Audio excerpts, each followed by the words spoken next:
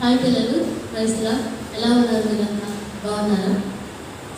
పిల్లలు, ఈరోజు మీకు ఒక కథ చెప్పబోతున్నాను. అందుకంటే ముందుగా అందరూ మొబైల్స్ దగ్గరికి వచ్చి, టీవీ దగ్గరికి వచ్చి, మరి మీ బైబిల్స్ దగ్గర పెట్టుకొని మరొకరించి ప్రార్థిద్దాం, ప్రార్థన చేసుకుందాం. పిల్లలు పరిశుద్ధంగా మా ప్రియపరులకు తండ్రి, మా విమోచకులు ఆయన వేసే కానీ మీరు అది శ్రేష్టమైన నామని బట్టి ఈ పాద సన్నిధికి చేరువచ్చు భాగ్యం దయచేసి వందనములు స్తుతులు స్తోత్రములు చెల్లించుకుంటున్నాను. ప్రభా, పిల్లలకు చెప్పబోయేటువంటి కథలు ప్రభా మీరు నాతో ఉండి తండ్రి, నా నోటి నుంచి ప్రతి మాట కూడా తండ్రి మీరే నడిపించమని, మీరు కృప తోడించి నడిపించమని చెప్పబడే కథ ద్వారా పిల్లలు వారిని వారు మార్చుకుంటూ తండ్రి ఈ యొక్క సన్నిధిలో వారు గడుపుతూ సహాయం చేస్తున్నామని యేసుక్రీస్తు నామములో ప్రార్థించాలి వినిపించున్నాను తండ్రి. ఆమేన్.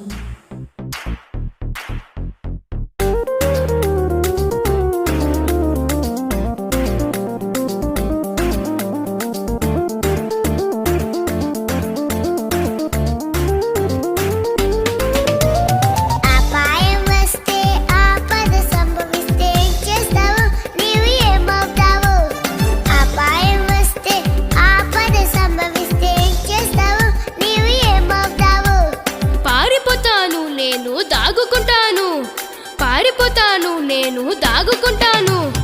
ఎక్కడికి పోతావు? ఏడు దాక్కుంటావు? ఎక్కడికి పోతావు? ఏడు దాక్కుంటావు? యేసు నామం బలమైన దుర్గం, అక్కడే సురక్షితము, అక్కడే సురక్షితము. అప్పుడు ఏది నన్నంటదు, ఏది నన్ను ముట్టదు, ఏది నన్నంటదు, ఏది నన్ను ముట్టదు.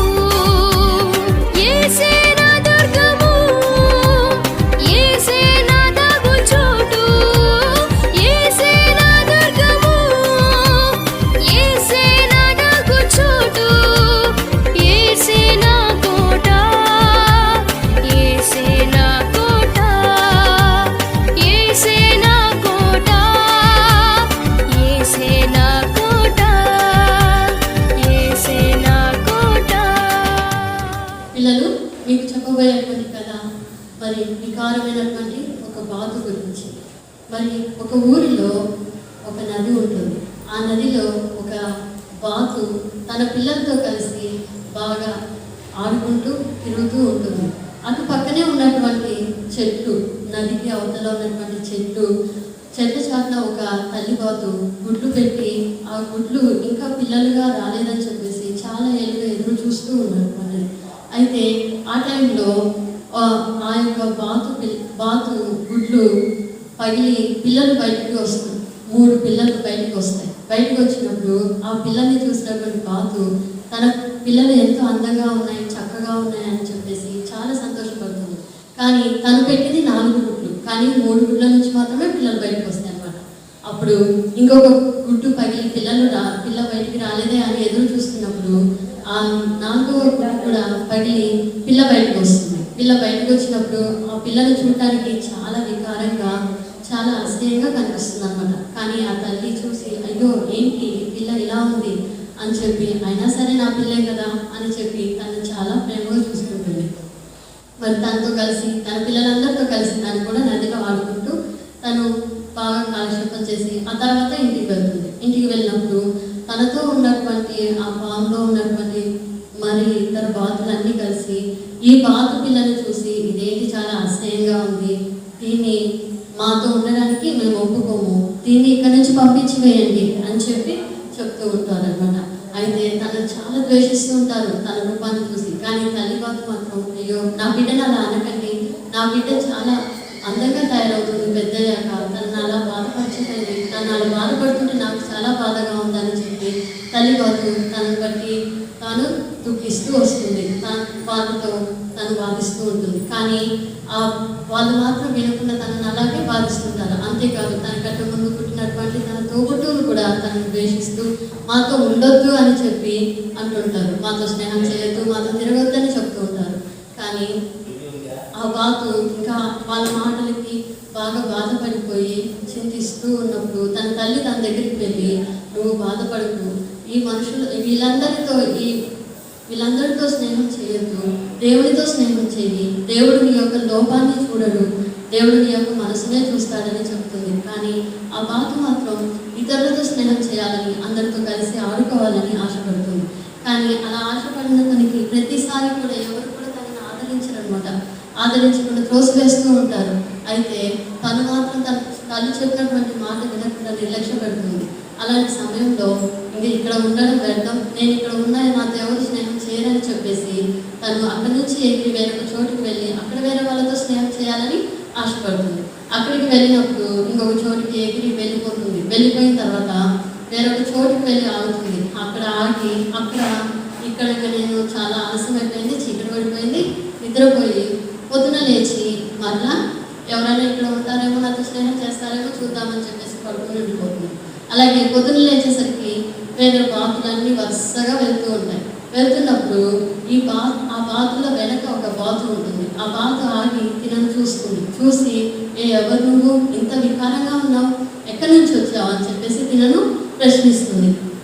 అడిగినప్పుడు తను నేను ఇక్కడ కొంతకాలం ఉండడానికి వచ్చాను, నన్ను ఇక్కడ కొంతకాలం మీతో పాటు ఉండనివ్వండి అని చెప్పినప్పుడు నువ్వు కావాలంటే ఇక్కడ కొంతకాలం ఉండు, అంతేకాని మాతో స్నేహం చేయొద్దు, మాతో తిరగొద్దు అని చెప్తుంది అనమాట. చెప్పినప్పుడు సరే అని చెప్పి అక్కడ కొంతకాలం ఉంటుంది. ఆ తర్వాత ఆ ప్లేస్లో వేరెవరో వచ్చి అక్కడ ఉన్న బాతులన్నిటికీ ఆపద కలిగించబోతున్నప్పుడు తిని కూడా భయపడి అన్ని బాతులు పారిపోతుంటే ఆ బాతులతో పాటు ఈ బాతు కూడా పారిపోయి వేరొక చోటుకి వెళ్తుంది.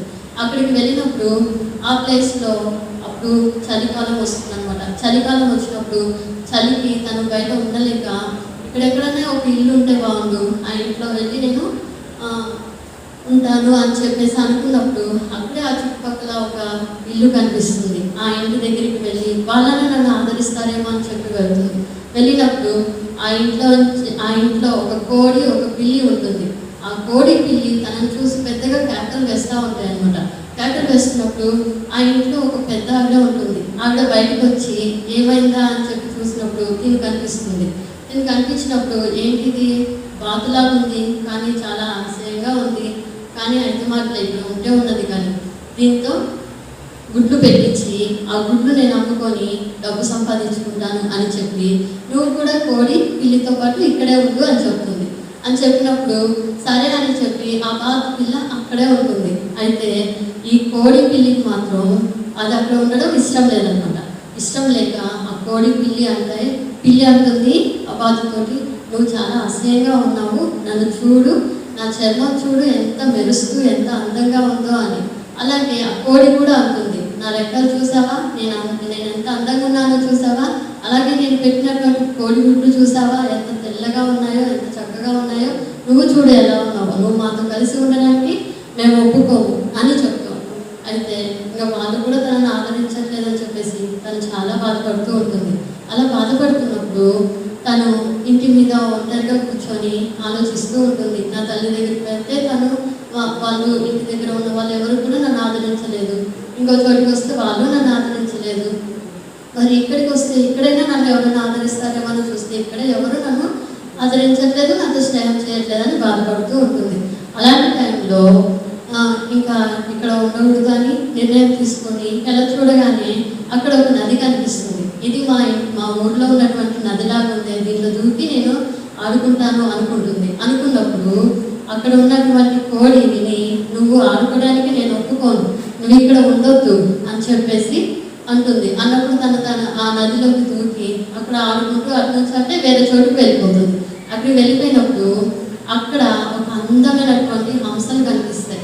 హంసలు కనిపించినప్పుడు వాటిని చూసి ఇప్పటి వరకు నేను చూసిన వాటన్నింటిలో కల్లా చాలా అందమైన హంసలు ఇవి, కాబట్టి ఇప్పటి వరకు ఉన్న వాళ్ళందరే నాతో స్నేహం చేయలేదు, వాళ్ళే నన్ను దగ్గరికి రానివ్వలేదు, మరి హంసలు మాత్రం నన్ను దగ్గరికి రాణిస్తాయా, అయ్యో నా పరిస్థితి ఏంటి ఇలా ఉంది, నన్ను ఎవ్వరు ఆదరించట్లేదేంటి అని చెప్పేసి చాలా బాధపడుతూ అక్కడ చెట్ల చాటునే దాక్కొని ఏడుస్తూ ఉంటుంది. అయితే ఇంకా అక్కడి నుంచి వాటికి కనిపించకుండా వెళ్ళి ఒక కొండ మీద నిల్చొని బాధపడుతూ ఉంటుంది. అప్పుడు తన తల్లి తనకి చెప్పినటువంటి మాటలు గుర్తొస్తాయి. ఏంటి, నువ్వు దేవునితో స్నేహం చేయి, దేవునికి ప్రార్థించు, నీ స్థితి మారుతుంది. అప్పుడు తన తల్లి చెప్పినటువంటి మాటలు నువ్వు గుర్తు చేసుకొని అప్పుడు ఇంకా వీళ్ళు ఎవ్వరూ కాదు, నన్ను ఎవరు ఆదరించట్లేదు, కాబట్టి నేను దేవునితో స్నేహం కలిగి ఉండాలని చెప్పి అప్పుడు దేవునికి ప్రార్థిస్తున్నాను అనమాట. దేవా, నన్ను ఇంతమంది కూడా ఎవరు కూడా నన్ను దగ్గరికి రానివ్వట్లేదు, అందరూ నన్ను త్రోసివేస్తున్నారు, అందరూ నా రూపాన్ని చూస్తున్నారు, నేను అసహ్యంగా ఉన్నానని మాట్లాడుతున్నారు, నన్ను బాధపరుస్తున్నారు. మరి నా స్థితిని నువ్వు మారుస్తావని నా తల్లి చెప్పింది. సరే, మీ సన్నిధికి వచ్చి ప్రార్థిస్తున్నాను అయ్యా అని చెప్పి తన బాధ అంతటిని కూడా దేవునికి విన్నవించుకుంటుంది. అప్పుడు తన తల్లి చెప్పినట్టుగా తను ప్రార్థించినప్పుడు దేవుడు తన మొరని వింటాడు. విని తనతో దేవునితో స్నేహం చేసినప్పుడు తన పరిస్థితి ఎలా ఉంటుంది పిల్లలు? మారిపోతుంది కదా, దేవుడు మారుస్తాడు కదా. అలాగే ఇంకా దేవునితో ప్రార్థించి నది దాహం వేసినప్పుడు నది దగ్గరికి వెళ్ళి నీళ్ళు తాగుదామని నీటి కోసం నది దగ్గరికి వెళ్ళినప్పుడు తన రూపాన్ని చూసి తనే ఆశ్చర్యపోతూ వస్తుందన్నమాట. చాలా అసహ్యంగా ఉన్నటువంటి బాతు పిల్ల చాలా అందమైనటువంటి హంసలా తయారైపోతుంది. అలాగే తను పెద్దగా చాలా చాలా ఇప్పుడు వరకు తను చూసినటువంటి పక్షులు అన్నింటిలో అంటే లాస్ట్ చూసాయి కదా హంసలు, చాలా అందమైన హంసలు, వాటి కంటే కూడా చాలా అందంగా మారిపోతుంది. తనను తానే చూసుకొని నమ్మలేకపోయి అప్పుడు దేవుడిని స్తుతిస్తూ వస్తుంది. ఎంతోమందిని ఆశ్రయించానయ్యా, నన్ను అందరూ త్రోసివేశారు, కానీ నువ్వు మాత్రమే నన్ను ఈ రీతిగా నా స్థితి నుంచి మార్చావు అని చెప్పి దేవుడికి కృతజ్ఞతలు తెలుపుతుంది. అలాగే తనను ఎంతమంది అయితే వదిలేశారో, దగ్గరికి రానివ్వలేదు, వాళ్ళందరూ కూడా తన స్థితిని మారుట చూసి, తన అందంగా ఉండడం చూసి తనతో స్నేహం చేయడానికి తిను వాళ్ళ దగ్గరికి ఒకప్పుడు వెళ్ళింది. కానీ ఇప్పుడు మాత్రం తను మార్పు చెందిన తర్వాత వాళ్ళే దీని దగ్గరికి వస్తూ అందరూ మాతో స్నేహం చేయవా అని చెప్తూ అడుగుతున్నారు. తను లాస్ట్ చూసింది కదా అందమైన బాతులు, అవి కూడా తిన దగ్గరికే వచ్చి నాతో స్నేహం చేయవా అని చెప్పి అడిగి నువ్వెంత అందంగా ఉన్నావంటూ తనను పొగుడుతూ తన స్నేహాన్ని కోరుకుంటూ వస్తున్నారు. అలాగే పిల్లలు, మీరు కూడా మరి మీ అవసరాలన్నిటినీ ఇతరులతో చెప్పుకున్నప్పుడు కంటే దేవుడితో చెప్పుకున్నప్పుడు మీ ప్రతి అవసరత దేవుడు తీరుస్తాడు. అలాగే దేవుడు ఎంతో నమ్మదగిన వాళ్ళు. మనుషులు పైరూపాన్ని చూస్తారు కానీ దేవుడు హృదయాన్ని చూసే దేవుడు కదా మన దేవుడు. అలాగే దేవుడు మీ అవసరత ఏదైనప్పటికీ, అది స్కూల్లో కానీ ఇంట్లో కానీ మరి ఇంకేదైనా కానీ, హెల్త్ ప్రాబ్లం అని ఏదైనా కానీ దేవుడిని అడగండి, దేవుడు మీ అవసరతను తీరుస్తాడు. ఆ హంసను ఆ యొక్క వికారమైన బాతును అందమైన హంసగా మార్చినటువంటి దేవుడు మన స్థితి ఏదైనప్పటికీ మనల్ని కూడా మంచిగా మార్చి నిలబెట్టి ఎవరైతే తీసివేస్తారో వారి ముందు మనల్ని గొప్ప చేయ దేవుడు. కాబట్టి ఆ దేవుడిని ఆశ్రయించి దేవుడిని నమ్మకంగా ప్రార్థిద్దాం. సరేనా పిల్లలు? సరే, మరి మీకు కథ నచ్చింది కదా? సరే, మరి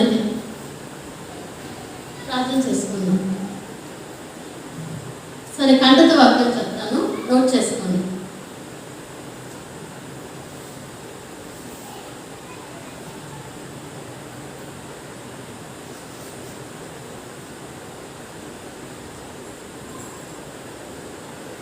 కీర్తనలు 118 8వ అధ్యాయం. కీర్తనలు 118 8వ అధ్యాయం. మనుషులను నమ్ముకున్నట కంటే యెహోవాను ఆశ్రయించుట మేలు. మళ్ళీ ఒకసారి చదువుకుందామా? మనుషులను నమ్ముకున్నట కంటే యెహోవాను ఆశ్రయించుట మేలు. విన్నారు కదా పిల్లలు?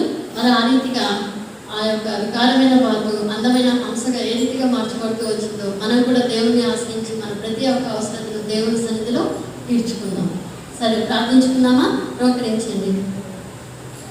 పరిశుద్ధుడు మా ప్రియ పరలోకపు ఇంతవరకు కూడా కథ చెప్పుకుంటాను తండ్రి. మీరు మాకు సహాయం చేస్తూ వచ్చిన రీతిని బట్టి వందనములు, స్తుతులు, స్తోత్రములు చెల్లించుకుంటున్నాను ప్రభా. మరి విన్నటువంటి కథలోని సారము పిల్లలు గ్రహించి ఆ రీతిగా తల్లి జీవించుటకు నీ సహాయ వర్గాన్ని ప్రేస్తున్నామని కోరుచున్నాను ప్రభా. మీ సన్నిధిలో ప్రార్థించినప్పుడు మా ప్రతి ఒక్క అవసరత తీరుతుందని విశ్వసించి నమ్మి నీ సన్నిధిలో ప్రార్థించుటకు మాకు ఒక్కొక్కరికి అనుగ్రహిస్తున్నామని కోరుచు. అలాగే తండ్రి, మరి ఇంతవరకు కూడా కథ చెప్పుటకు నాకు ఇచ్చినటువంటి జ్ఞానాన్ని బట్టి కూడా మీకు స్తుతులు చెల్లించుకుంటున్నాను. యేసుక్రీస్తు నామములో ప్రార్థించి పెట్టుకుంటున్నాను తండ్రి. ఆమేన్.